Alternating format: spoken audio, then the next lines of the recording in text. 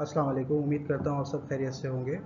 तो आज हम सॉल्यूशन केमिस्ट्री के नेक्स्ट लेक्चर की तरफ चलते हैं। तो आज हम ये देखेंगे कि जब भी हम किसी भी सॉल्यूशन में आयन इंट्रोड्यूस करते हैं तो आयन इंट्रोड्यूस करने के बाद उसमें होता क्या है, वो आयन कितना एक्टिव होता है, कितना परसेंट वो आयन अवेलेबल होता है रिएक्शन में हिस्सा लेने के लिए। यानी जो भी हम इक्विलिब्रियम केमिस्ट्री पढ़ रहे हैं वो अभी तक तो ये अज्यूम करके पढ़ रहे हैं कि हम अगर किसी मोलैरिटी का सॉल्यूशन बनाना चाहते हैं, let's say 0.1 molar sodium sulphate का सॉल्यूशन बनाना चाहते हैं, तो हम ये अज्यूम करते हैं कि हम जितना सॉल्ट डालेंगे वो सारे का सारा सॉल्ट एक्टिव हो जाएगा। हालांकि हकीकत इसके बरक्स होती है। तो आज हम अभी ये देखेंगे इस लेक्चर के अंदर कि जो आयंस हम सिस्टम में इंट्रोड्यूस करवाते हैं उन आयंस में कितने परसेंट आयंस एक्टिव होते हैं और उसमें किस तरह से डायनामिक्स को ऑब्जर्व किया जाता है। ये आपके सामने मैंने कुछ आयंस रखे हैं और उनका साइज रखा है। हाइड्रेटेड आयंस का साइज है। पीरियोडिक टेबल में आप ये सब ये देखते होंगे कि लिथियम को कहा जाता है कि जनाब इसका जो साइज है वो तकरीबन सबसे छोटा होता है, क्योंकि फर्स्ट पीरियड से ताल्लुक़ रखता है और सेकंड पीरियड से ताल्लुक़ रखता है और फर्स्ट ग्रुप से ताल्लुक़ रखता है। तो यहाँ पे आपके पास लिथियम का साइज छोटा होना चाहिए, सोडियम का उससे थोड़ा बड़ा होना चाहिए, पोटाशियम का उससे थोड़ा बड़ा होना चाहिए और रुबिडियम का सबसे बड़ा होना चाहिए। लेकिन आपको जो ये नज़र आ रहा है ग्राफ के अंदर, इसमें कुछ और सूरत हाल नज़र आ रही है। इसमें जो लिथियम है ये आपको बज़ाहिर ज़्यादा साइज़ का नज़र आ रहा है, सोडियम लिथियम के मुकाबले में थोड़ा छोटा नज़र आ रहा है। इसी तरह जब आप अक्रॉस द पीरियड जाते हैं, लिथियम से बेरिलियम को देखें आप, तो इसका साइज़ और बड़ा हो गया। हालांकि पीरियोडिक टेबल में हम कुछ और पढ़ रहे होते हैं। और बेरिलियम के बाद जब आप आयरन का साइज़ देखें तो आयरन का साइज़ बेरिलियम से भी ज़्यादा बड़ा हो गया। तो आपके ख्याल से इसमें क्या ऐसी चेंजेस रोनुमा हुई होंगे कि इसका साइज़ कम होने के बजाय बढ़ रहा है। यानी डाउन द ग्रुप साइज़ बढ़ना चाहिए लेकिन कम नज़र आ रहा है। अक्रॉस द पीरियड साइज़ आपका छोटा होना चाहिए लेकिन बढ़ रहा है। तो यहाँ पे जो वजह होती है वो होती है नंबर ऑफ वाटर मॉलिक्यूल्स। आपके पास अगर कोई आयन छोटा है, जैसे लिथियम की हम बात कर लें, तो लिथियम के ऊपर सिंगल पॉजिटिव चार्ज है और साइज छोटा है, तो यानी कम साइज में कम वॉल्यूम के अंदर चार्ज ज़्यादा है। इसके बरक्स अगर हम सोडियम की बात कर लें तो सोडियम पे भी +1 चार्ज है, यानी चार्ज वही है लेकिन इसका साइज बड़ा हो गया है। पोटाशियम के अंदर भी चार्ज 1 होता है लेकिन इसका साइज और बड़ा होता है। ये जो डार्क ब्लू सर्कल आप देख रहे हैं ना, ये एक्चुअल साइज है आयन का। इसके फौरन बाद जो ये आप लाइट ब्लू कलर की शेड देख रहे हैं, ये है number of attached water molecules. यानी ये पानी के जुड़ने की वजह से जहां तक पानी के मॉलिक्यूल्स इससे जुड़े हुए हैं ये कहलाता है हाइड्रोडायनामिक डायामीटर। तो ये डायामीटर इस पूरे आयन का बढ़ता चला जा रहा है। यानी जहां पे भी इफेक्टिव चार्ज ज़्यादा होगा, यानी चार्ज डेंसिटी ज़्यादा होगी, आसान लफ्ज़ों में ज़्यादा चार्ज होगा, जगह कम होगी, तो वहाँ पे ज़्यादा पानी के मॉलिक्यूल्स आएंगे और अटैच होने की पोजीशन में होंगे। तो यहाँ पे लिथियम की जो चार्ज डेंसिटी है वो सबसे ज़्यादा है, उसके बाद सोडियम की है, देन पोटाशियम, देन रुबिडियम।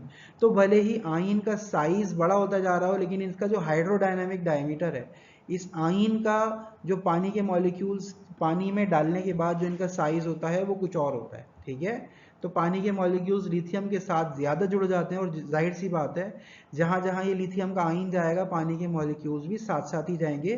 तो लिथियम का जो आयन है वो एक छोटे आयन के तौर पर बिहेव नहीं करेगा, अब इसका साइज बड़ा समझा जाएगा।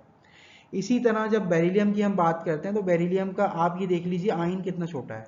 तो आयन बिल्कुल छोटा है, इसके साथ जो number of hydrated water molecules लगे हुए हैं इसकी वजह से इसका हाइड्रोडायनामिक डायमीटर बड़ा होता चला गया है। इसी तरह से बेरिलियम के बाद मैग्नीशियम है, कैल्शियम है और स्ट्रोंशियम है। इन सब में एक ही रीज़न कारआमद है जो मैंने यहाँ आपको बताया, सब में एक ही रीज़न कार फरमा है। इसी तरह से आयरन है। आप देखिए कि आयरन का जब 3+ ऑक्सीडेशन नंबर होता है तो उसका जो हाइड्रोडायनेमिक डायमीटर है वो और ज़्यादा बड़ा हो जाता है। आयन का साइज भले छोटा हो जाए लेकिन हाइड्रोडायनेमिक डायमीटर जो होता है वो इसका और बड़ा हो जाता है। और इसी तरह से बाकी आयन्स के साथ भी यही सूरत हाल होती है कि जितनी जिस आयन की चार्ज डेंसिटी होगी उतना ही ज़्यादा पानी के मॉलिक्यूल्स उस आयन के साथ आके अटैच हो जाएंगे और उसका हाइड्रोडायनामिक डायमीटर बड़ा हो जाएगा। ये कुछ associated number of water molecules हैं कि अगर हम डाईमिथाइल ईथर की बात कर लें तो इसके साथ सिर्फ एक पानी का मॉलिक्यूल बाउंड हो जाता है, जो वाटर ऑफ हाइड्रेशन जिसको आप कहते हैं। एसिटिक एसिड की बात करें तो इसके साथ 2 पानी के मॉलिक्यूल्स बाउंड होते हैं और इसी तरह से हम ये देखते हैं कि पानी के मॉलिक्यूल्स बढ़ते चले जा रहे हैं जैसे जैसे हमारे पास चार्ज, या तो चार्ज बढ़ता चला जा रहा है या चार्ज डेंसिटी बढ़ती चली जा रही है। तो यहाँ पे जो आपके पास मिथाइल सल्फोनिक ग्रुप है, इसके साथ 10 पानी के मॉलिक्यूल्स अटैच्ड हैं, और जो अमोनियम आइन है इसके साथ 12 पानी के मॉलिक्यूल्स अटैच्ड हैं। तो यहाँ पे वीडियो को 2 लम्हे के लिए पॉज कीजिए और मुझे बताइए कि इनके ऊपर जो हमने ग्रुप्स लिखे थे उसमें पानी के मॉलिक्यूल इतने ज़्यादा एसोसिएटेड नहीं थे।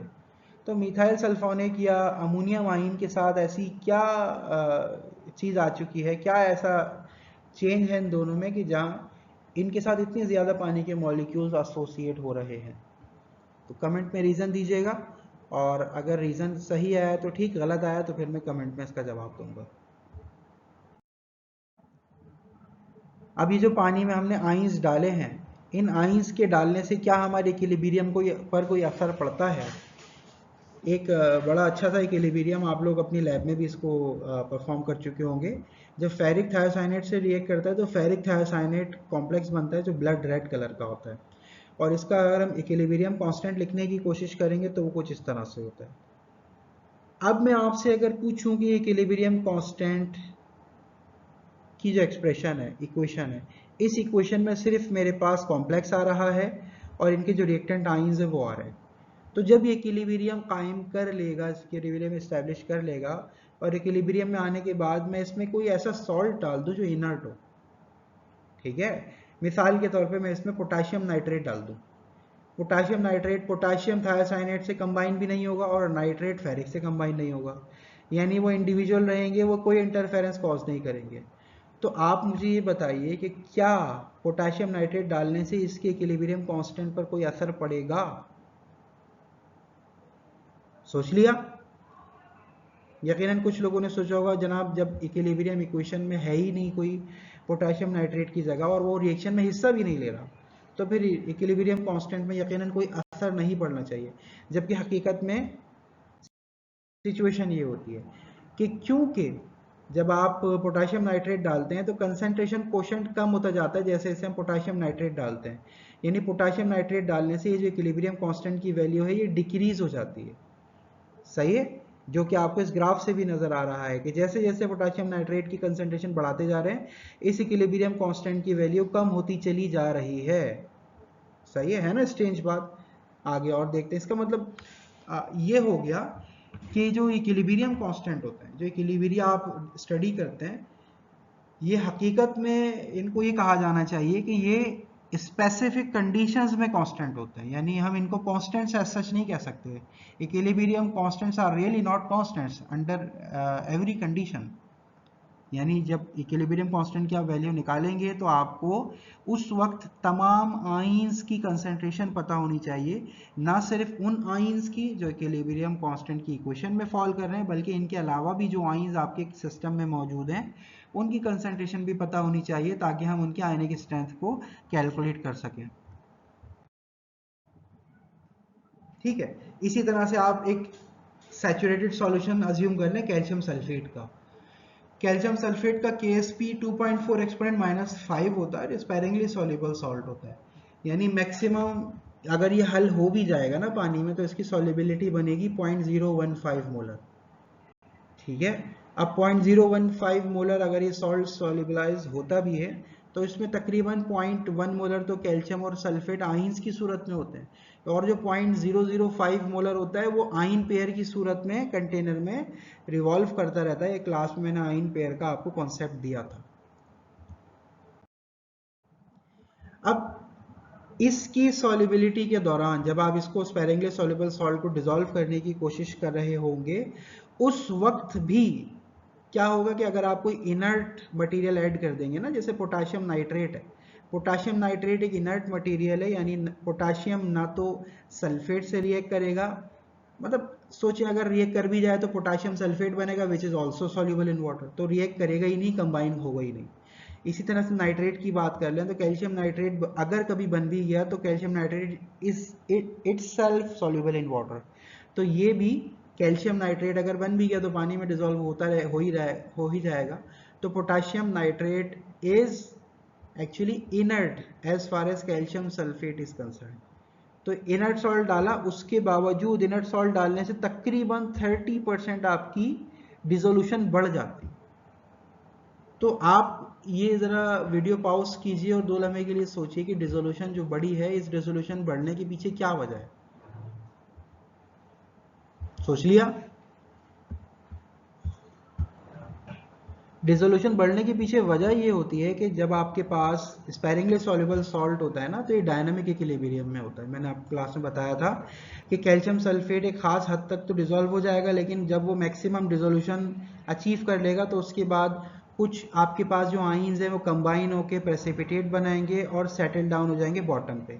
और जितने आइंस कंबाइन होंगे उतने ही सॉल्ट क्रिस्टल्स दोबारा से डिसॉल्व होंगे और दोबारा आयनिक फॉर्म में हो जाएंगे। तो ये एक इक्विलिब्रियम स्टेट कायम कर लेते हैं, यानी जितने आइंस कंबाइन हो रहे होंगे उतने ही आइंस टूट भी रहे होंगे और ये प्रोसेस चलता जाता है। जब आप पोटाशियम नाइट्रेट ऐड करते हैं तो पोटाशियम नाइट्रेट ऐड करने की वजह से क्या होता है कि जो पोटाशियम है ना, पोटाशियम बताते खुद पॉजिटिव आइन है, तो ये सल्फेट के गिर्द आके अरेंज हो जाते हैं, जमा हो जाते हैं। ठीक है, सल्फेट का जो भी चार्ज है, पोटाशियम उस चार्ज को बैलेंस करने की कोशिश करते हैं। मुकम्मल तौर पे तो बैलेंस नहीं कर सकेंगे, ये पूरे का पूरा चार्ज सल्फेट के बराबर तो नहीं हो सकेगा, सल्फेट से कम ही होगा जो इसके इर्द गिर्द जमा होगा। इसी तरह से कैल्शियम के गिर्द नाइट्रेट्स आके जमा होना शुरू हो जाएंगे। तो एक आयन जिसके गिर्द अपोजिटली चार्ज्ड आयन्स आके गिलाफ बना दें, इसको हम कहते हैं आयनिक एटमॉस्फेयर। ठीक है, जिस तरह से कैल्शियम के गिर्द नाइट्रेट का आयनिक एटमॉस्फेयर होगा, उसी तरह से सल्फेट के गिर्द पोटेशियम का आयनिक एटमॉस्फेयर होगा। और ये जो आयनिक एटमॉस्फेयर होगा, ये डायनामिक इक्विलिब्रियम अपने अंदर रखता होगा, यानी सल्फेट के गिर्द अगर कोई पोटेशियम आके सराउंड हो रहा है ना, तो दूसरा पोटेशियम बल्क में से आके इस आयनिक एटमॉस्फेयर के पोटेशियम को डिसलॉज करके उसकी जगह खुद आ सकता है। तो ये सर्कुलेशन ऑफ पोटेशियम यहाँ चलती रहेगी, आयनिक एटमॉस्फेयर यहाँ कायम हो जाएगा।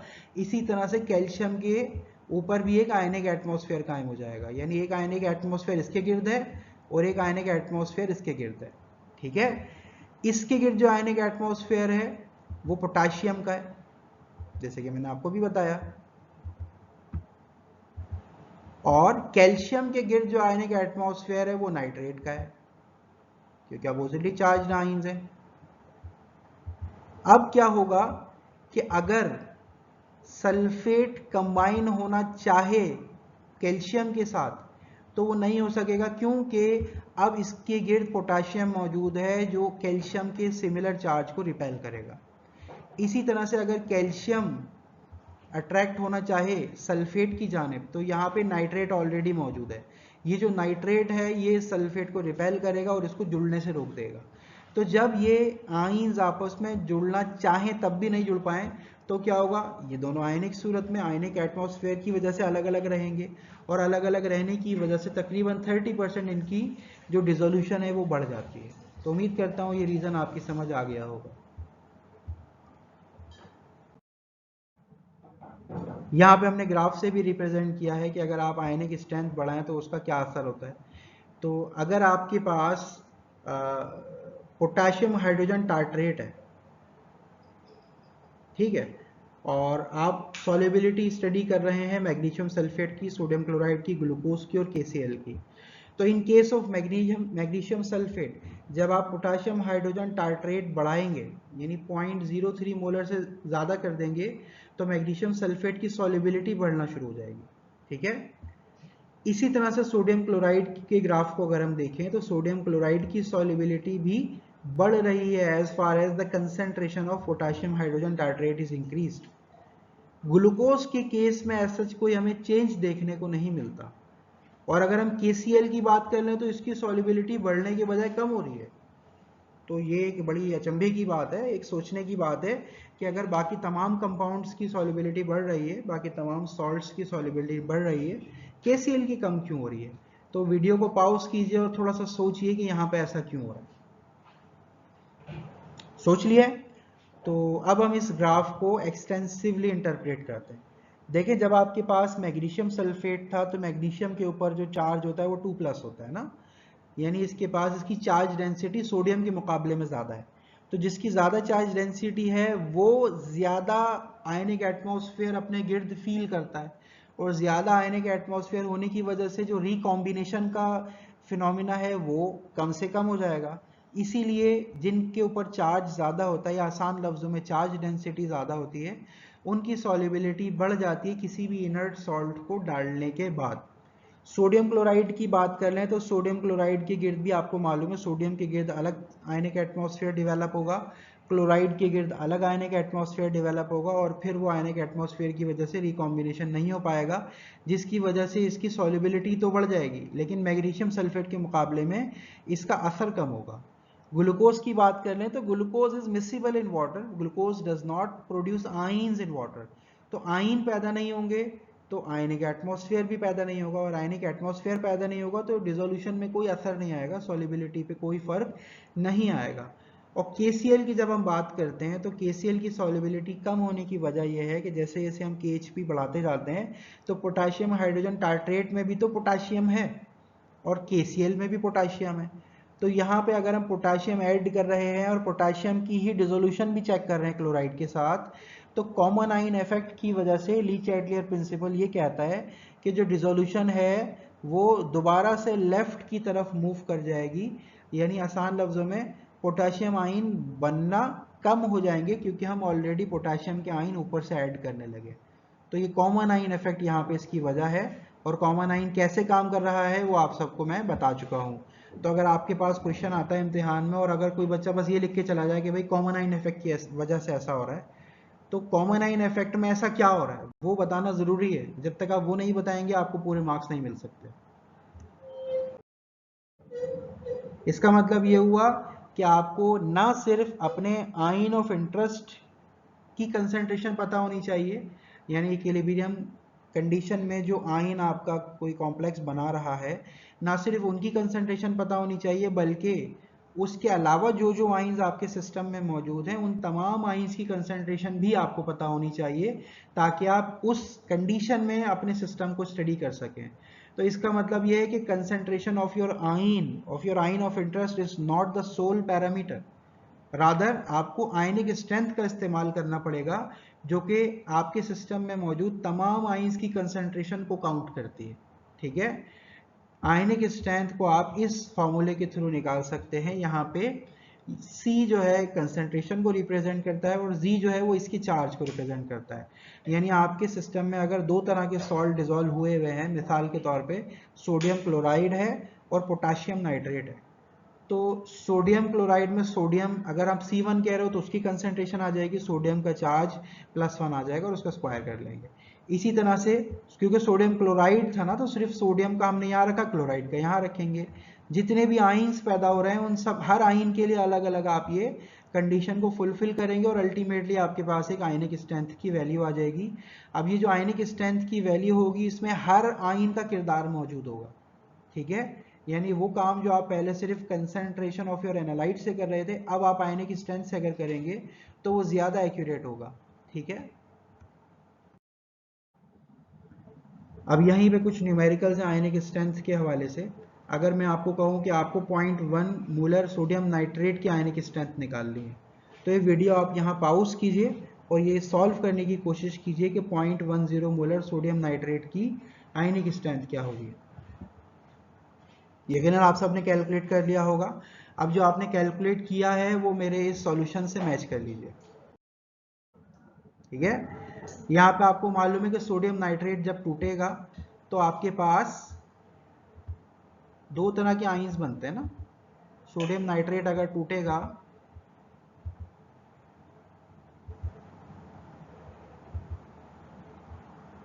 तो सोडियम अलग बनेगा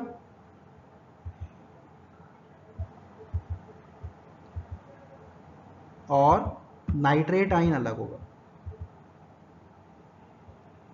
और मैंने आपको अभी पिछली स्लाइड में बताया था कि हर आयन के लिए आप अलग अलग उस इक्वेशन को फुलफिल करेंगे।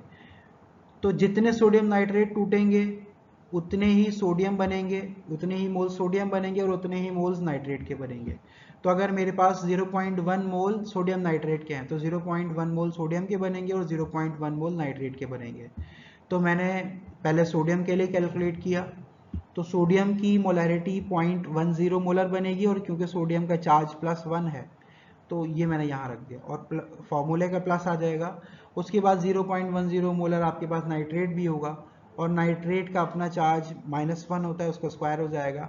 और इस तमाम इक्वेशन को जब आप सॉल्व करोगे तो उसका आंसर 0.1 मोलर आएगा। ठीक है, तो अगर यहाँ से ये बात भी नजर आती है कि अगर आपके पास 1:1 इलेक्ट्रोलाइट है, यानी कोई ऐसा आयन है जिसकी वैलेंसी 1 है और उसके साथ कोई ऐसा ग्रुप जुड़ा हुआ है जिसकी अपनी वैलेंसी भी 1 है, यानी नाइट्रेट भी 1 वैलेंसी रखता है और सोडियम भी 1 वैलेंसी रखता है, तो 1:2, इनको कहते हैं 1:1 इलेक्ट्रोलाइट्स, 1:1 इलेक्ट्रोलाइट्स। ठीक है, जिसमें कैटाइन भी मोनोवैलेंट होता है और एनाइन भी मोनोवैलेंट होता है। तो 1:1 इलेक्ट्रोलाइट्स जो होते हैं उनके लिए आयनिक स्ट्रेंथ की वैल्यू वही होती है जो उनकी कंसंट्रेशन होती है। तो बड़ी आसान सी चीज हो गई। अब आपने दूसरा जो क्वेश्चन है 0.010 मोलर सोडियम सल्फेट, इसके लिए सॉल्यूशन यकीनन आपको करना आना चाहिए। इसको सॉल्व कीजिए और वीडियो को पॉज कीजिए। यकीनन आपने इसको सॉल्व कर लिया होगा। आप अपने सॉल्यूशन को मेरे सॉल्यूशन से मैच कर लीजिए। यहां पे आप देखिए कि जब सोडियम सल्फेट है ना, सोडियम सल्फेट आपका जब डिसोसिएट होगा तो 2 सोडियम बनेंगे, और मैं सिर्फ आइंस लिख के दिखा रहा हूं, आप कंप्लीट इक्वेशन लिख लीजिएगा क्योंकि ट्रैक पैड से लिखना इतना आसान नहीं होता लैपटॉप पे। और 1 सल्फेट बनेगा।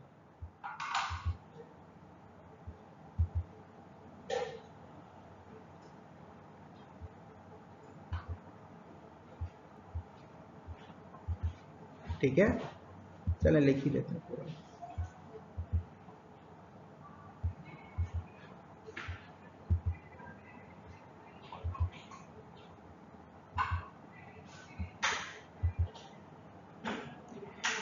तो जब ये सोडियम सल्फेट आपका डिसॉल्व हुआ तो इसने 2 सोडियम जनरेट किया और 1 सल्फेट जनरेट किया।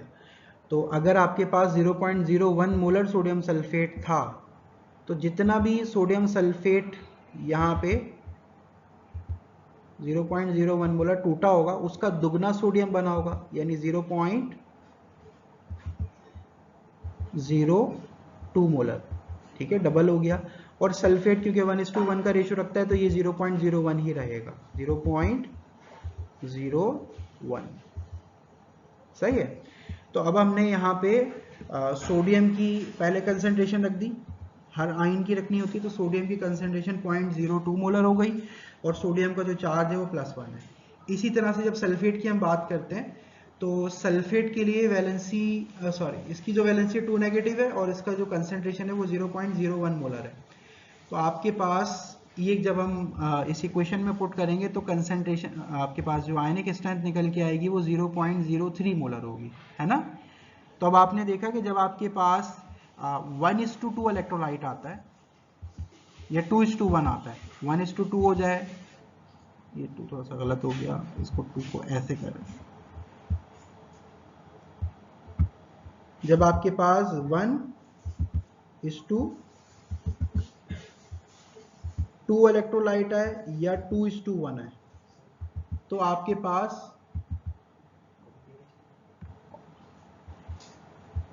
पास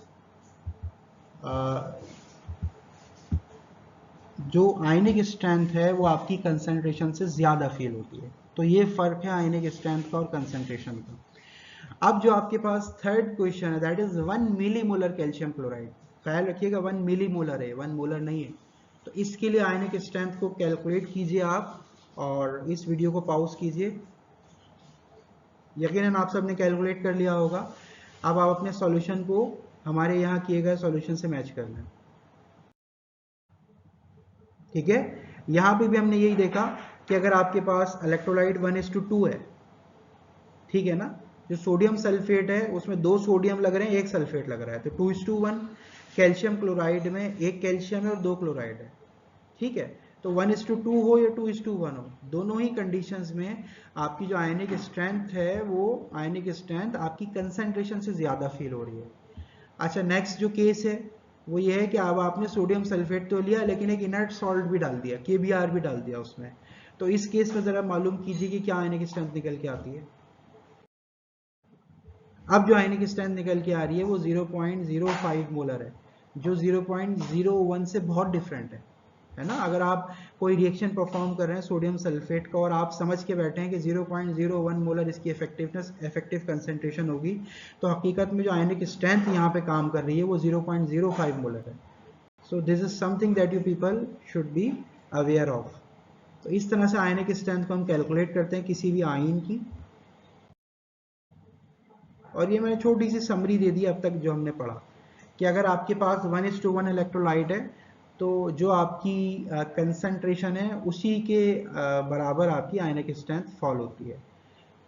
अब अगर आपके पास कोई ऐसा इलेक्ट्रोलाइट है जो 1:2 है या 2:1 है, तो वहाँ पे जो आपकी आयनिक स्ट्रेंथ निकल के आती है वो आपकी कंसंट्रेशन से यूजुअली ज़्यादा होती है। जितनी ज़्यादा आपके पास स्टिचोमेट्रिक रेशो हो जाएगी, यानी 3:1 हो गई या 4:1 हो गई, उतनी ही ज़्यादा आयनिक स्ट्रेंथ आपकी ज़्यादा आएगी कंसंट्रेशन के मुकाबले में। ठीक है। और जितनी ज़्यादा आपके पास आयनिक स्ट्रेंथ होती जाएगी उतना ही आपके पास सिस्टम कॉम्प्लिकेट होता जाएगा, क्योंकि ज़्यादातर ऐसे आयन जिनके चार्ज 3 होते हैं या 4 होते हैं, अब वो +3 हो या +4 हो या -3 हो या -4 हो, तो उसमें क्या होता है कि आपको सर्टेनिटी लॉस हो जाता है। आपको पता नहीं होता कि आपका जो आयन है वो 2+ की स्टेट में कितना है, 3+ की स्टेट में कितना है, 4+ की स्टेट में कितना है, जिसकी वजह से जो सर्टेनिटी इन द कैलकुलेशन है ना वो लॉस हो जाती है। तो ये बड़ी अहम बात है। इसी तरह से अगर हम मैग्नीशियम सल्फेट की फॉर्मल कंसंट्रेशन की बात कर लें, आप सबको यकीनन फॉर्मल कंसंट्रेशन का मतलब पता होगा। फॉर्मल कंसंट्रेशन कहते हैं कि ऐसी कंसंट्रेशन को जो आपने बनाई है, यानी अगर हम बात करें टेक्निकली कि 0.025 मोलर मैग्नीशियम सल्फेट है, इसका मतलब यह है कि 1 लीटर के अंदर 0.025 मोल्स होंगे मैग्नीशियम सल्फेट के। लेकिन अगर सोचा जाए तो आपने 0.025 मोलर मैग्नीशियम सल्फेट बनाने के लिए मोल्स डाल तो दिए सिस्टम में, क्या वो आपके कंटेनर में अब भी एज मैग्नीशियम सल्फेट पड़े हुए हैं? तो जवाब होगा नहीं। जब आपने पानी में उनको डाल दिया है तो पानी में डालने के बाद वो अपने आइंस में यकीनन टूटे होंगे। तो अभी जो साबित यानी कि जो बिल्कुल क्रिस्टल फॉर्म में मैग्नीशियम सल्फेट है वो कितना है वो आपको नहीं पता। इसका मतलब है आप ये कह नहीं सकते कि अभी मैग्नीशियम सल्फेट की ये मोलैरिटी है। आप ये ज़रूर कह सकते हैं कि ये फॉर्मेलिटी है, यानी हमने इतना सॉल्ट डाल दिया है, अब आगे वो किस स्पीशी में किस फॉर्म में तब्दील हो रहा है वो हमें अनसर्टेन है, अभी वो हमें नहीं पता। ठीक है। तो इसको हम कहते हैं फॉर्मल कंसंट्रेशन जो आप बना रहे हैं, और जो अंदर बनी है, जैसे अगर बहुत से लोग कहते हैं कि भाई हमने 0.1 मोलर HCl बना लिया है, तो HCl का सॉल्यूशन जो बन चुका होता है वो 0.1 मोलर कहना गलत है, क्योंकि HCl तो अब सॉल्यूशन फॉर्म में रहा ही नहीं, हाइड्रोजन अलग हो गया, क्लोराइड अलग हो गया। तो इसको आप 0.1 फॉर्मल कहें तो वो बेहतर है। मोलर इसलिए नहीं होगा कि HCl अपनी आइडेंटिटी अब बरकरार रख नहीं सकता, पानी में गया है, डिसोसिएट हो गया, HCl अब वो रहा ही नहीं। तो जब HCl रहा ही नहीं तो वो मोलैरिटी कैसे अपनी कायम रख सकता है? तो यहाँ पे बहरहाल अगर आप 0.025 मोलर मैग्नीशियम सल्फेट बनाते हैं तो तकरीबन 35% जो मैग्नीशियम है वो आयनिक पेयर की सूरत में होता है। आयनिक पेयर का मतलब आपको मालूम है कि वो आपको बज़ाहिर ऐसा लगता है कि वो डिजॉल्व हो गए हैं, लेकिन डिजोल्यूशन होने के बजाय वो क्या करते हैं, आयन का पेयर बना के सॉल्यूशन में घूमते रहते हैं, यानी वो आयनिक फॉर्म में अवेलेबल नहीं होते किसी रिएक्शन के लिए। आप ये समझ बैठे हैं कि मैंने 0.025 मोलर मैग्नीशियम सल्फेट डाल दिया है तो इससे इतना इस कंसंट्रेशन तक ये रिएक्शन चलता रहेगा, इतनी प्रोडक्ट मुझे मिल जाएगी। हकीकत में 35% मैग्नीशियम तो सीधा सीधा आयन पेयर की सूरत में ज़ाया हो रहा है, वो रिएक्शन में हिस्सा ही नहीं लेगा। ठीक है। तो यही बात है कि जितना ज़्यादा आयनिक चार्ज होता जाएगा उतनी ही ज़्यादा ही आयनिक पेयर की एसोसिएशन बढ़ती जाएगी और उतनी ज़्यादा अनसर्टेनिटी भी बढ़ती जाएगी। ठीक है। और इसका बड़ा कोई सिंपल सा तरीका भी नहीं है कि आप किसी तरह से आयनिक पेयर की कंसंट्रेशन निकालें, ये बहुत सिंपल नहीं होता, एक क्रिटिकल तरीका होता है जो रिसर्च में यकीनन हम लोग बच्चों को फिर सिखाते हैं। तो आज के लिए बस लेक्चर में इतना ही। तो यहाँ पे आपके पास अगर कोई सवालात हों, कोई भी इश्यूज़ हो तो आप कमेंट सेक्शन में लिख सकते हैं, गूगल क्लासरूम पे मैं उसको ज़रूर आपका जवाब दूंगा, और कोई सजेशन है तो वो भी वहाँ पे आप लिख सकते हैं। चलिए, थैंक यू। अल्लाह हाफिज़, अपना ख्याल रखिएगा।